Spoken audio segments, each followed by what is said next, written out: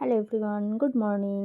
সবাই কেমন আছেন? তো আমরা তো খুবই ভালো আছি। তো কদিন ছেলের জ্বর ছিল বলে ছেলে স্কুলে যেতে পারেনি। তো আজকে সুস্থ আছে আল্লাহর রহমতে, জ্বরটা নেই আর। তো ভাবলাম আজকে স্কুলে পাঠাই। আর স্কুলে না গেলে কী হয়, পড়া নেওয়ার খুবই অসুবিধা হয়ে যায়। একদিন স্কুলে না গেলে সেই দিনকার পড়াটা অন্যান্য গার্জেনদের কাছ থেকে কিন্তু নিয়ে নিতে হয়। নাহলে কী হয়, বাচ্চা পিছিয়ে পড়বে। সেই পড়াটা না নিলে ক্লাসে কী করাচ্ছে সেটা তো আর আমরা জানতে পারবো না। তো তার জন্য কী হয়, যেদিন স্কুলে যাবে না সেই দিনকার পড়াটা অন্যান্য গার্জেনদের কাছ থেকে কালেক্ট করে নিতে হয়। তো এটা একটা সমস্যা, বিশাল সমস্যা যে কার কাছ থেকে পড়া নেব, কে পড়া দেবে না দেবে।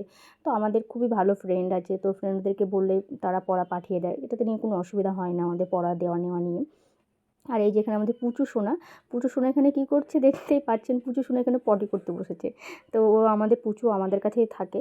তো রাত্রেবেলা ও শুয়ে থাকে আমার শ্বশুরের মাথার কাছে, পুরো আমার শ্বশুরের মাথার কাছে বিছানার ওপর শুয়ে থাকে। ও কিন্তু খুবই ভালো, কোনো জিনিসে কিন্তু মুখ দেয় না, ঘরে ঢোকে না, খুবই ভালো আমাদের। আর ওর আদর করে ওকে আমি ডাকি পুচু সোনা। আর এখানে ছেলে চলে এসেছে গাড়ি, তার জন্য ছেলে এখানে দৌড়ে যাচ্ছে গাড়ির কাছে।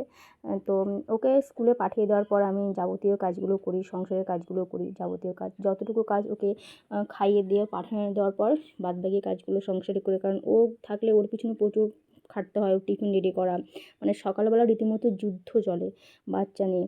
যতক্ষণ না স্কুলে যাবে ততক্ষণই বাড়িতে মানে কাজের পর কাজ থেকেই থাকে। তো স্কুলে চলে গেলে আমি ফ্রিভাবে কাজগুলো করতে পারি। তো চলুন টাটা।